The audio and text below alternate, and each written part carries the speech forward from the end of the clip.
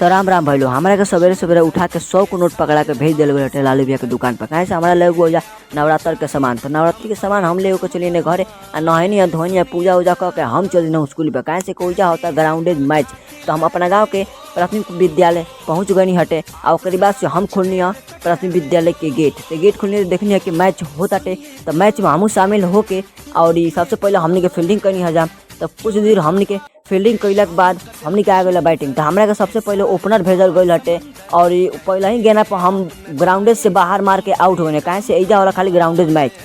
ये हमारा गांव के प्राथमिक विद्यालय हटे। हमारा गांव के प्राथमिक विद्यालय में तरक्की तो बहुत भई, लेकिन इस तरक्की कुछ दिन कायम ना रहा। कहे से कैजा के लड़का तोड़ फोड़ के सब बेकार कर सन। तो ये देख सके कैजा की ये लैटरिंग हटे, तो हम पूरा अंदर देखावल चाहते वो लोग के कि ये लैटरिंग के पूरा ईटा से तोड़ फोड़ के खराब कर दिया गई बाबे। और ओकरा बाद से अंदर के व्यू भी देख ली वो लोग, तो पूरा तरह से लैटरिंग के तहस नहस कर दिया गई बा। साफ सफाई कुछ भी नहीं थे। और तो और लड़का यहाँ के भी मार के तोड़ फोड़ कर दिल बरसन। और यहाँ लगा हटे टूटी, जौन लड़का यहाँ पर खाना वाना खा के हाथ धोसन। आ टोटी के कुछ लोग बाटे कि निकाल के अपना घरे लेके चल गए बा, कुछ लोग बाकी टूट फूट दिल बावे और उसी में अटका दिल बावे। आ ये टोटी के लोग देख सकेले लो। और टोटी और जहाँ हम हाथ दिखाओ तनी ओजर वाला पानी वाला टंकी के ईटा से फोड़ दिल गई रहल हटे।